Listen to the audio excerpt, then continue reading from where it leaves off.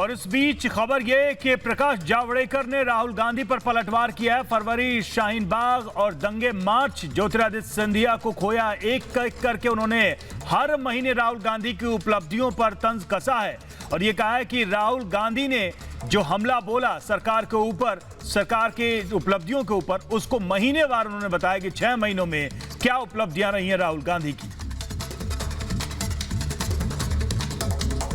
तो एक बड़ी खबर आपको बता रहे हैं और सवाल यही कि आखिरकार राहुल गांधी कब बाज आएंगे। राहुल गांधी ने लगातार सरकार के ऊपर निशाना साधा। सरकार जो कोविड से निपटने के लिए लगातार प्रयास कर रही है, उन प्रयासों को धता बताते हुए सिर्फ राजनीतिक एजेंडे के तहत लगातार सरकार से सवाल पूछे और इसी बात को लेकर प्रकाश जावड़ेकर ने जवाब दिया। राहुल गांधी को बताया कि राहुल गांधी के चलते क्या कुछ झेला है देश ने और राहुल गांधी की वजह से ही कांग्रेस कहां से कहां आ गई है। मुझे लगता है उनको जरा दुनिया में क्या चल रहा है देखना चाहिए। 10 लाख की आबादी के अनुपात में आज अमेरिका, यूरोप, ब्राजील भारत से बहुत ज़्यादा आगे है, यानी उनकी केसेस बहुत ज़्यादा है, भारत की बहुत तुलना में कम है। और दूसरी बात यह है कि हमारी यह सफलता लोग नवाज रहे, नहीं तो कहाँ जाते हम। और कांग्रेस तो ज़मीन पर कुछ कर नहीं रही।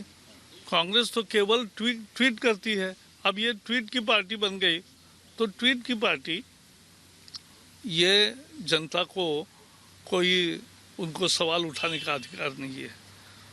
और वो अगर 6 महीने की उपलब्धियाँ ही हमारी गिना रहे तो उनकी भी गिनाता हूँ मैं कि फरवरी में शाहीन बाग और दंगे, मार्च में सिंधिया और मध्य प्रदेश गंवाना, अप्रैल में माइग्रेंट लेबर्स को उकसाना, मई में ऐतिहासिक हार की 6ठी वर्षगांठ मनाना, जून में चीन की वकालत करना और जुलाई में राजस्थान में पार्टी तबाह करना, ये उनका काम चल रहा है।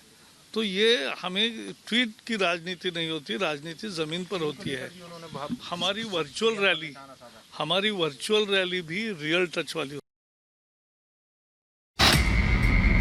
6 महीने, 6 आरोप, 6 वार, 6 पलटवार।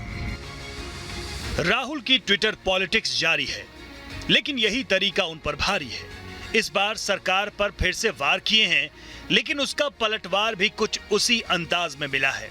राहुल गांधी ने ट्वीट के जरिए मोदी सरकार पर कटाक्ष के बाण छोड़े हैं, जिसमें उन्होंने 6 महीनों का हिसाब बताया है, साथ ही 6 आरोप भी दाग दिए हैं। राहुल गांधी का ट्वीट देखिए, जिसमें राहुल लिख रहे हैं, कोरोना काल में सरकार की उपलब्धियां। फरवरी, नमस्ते ट्रंप। मार्च, एमपी में सरकार गिराई। अप्रैल, मोमबत्ती जलवाई। मई, सरकार की 6वीं सालगिरह। जून, बिहार में वर्चुअल रैली। जुलाई, राजस्थान सरकार गिराने की कोशिश। इसीलिए देश कोरोना की लड़ाई में आत्मनिर्भर है। राहुल गांधी, कांग्रेस नेता। लेकिन राहुल के इस ट्वीट अटैक का जवाब भी उसी अंदाज में आया। सरकार की तरफ से मोर्चा लिया केंद्रीय मंत्री प्रकाश जावड़ेकर ने। पलटवार की इस लिस्ट में भी राहुल गांधी की 6 महीने की 6 उपलब्धियां गिना दी। जावड़ेकर ने लिखा, राहुल गांधी की 6 महीने की उपलब्धियां। फरवरी, शाहीन बाग। मार्च, ज्योतिरादित्य सिंधिया को गंवाया। अप्रैल, प्रवासी भारतीयों को भड़काया। मई, ऐतिहासिक हार की 6ठी सालगिरह। जून, चीन का बचाव किया। जुलाई, राजस्थान में कांग्रेस टूट की ओर। राहुल गांधी की सियासत जिस भी दिशा में जा रही हो, लेकिन इतना तो तय है कि सरकार को घेरने के चक्कर में वो पार्टी पर अपनी कमजोर पकड़ को नहीं देख पा रहे।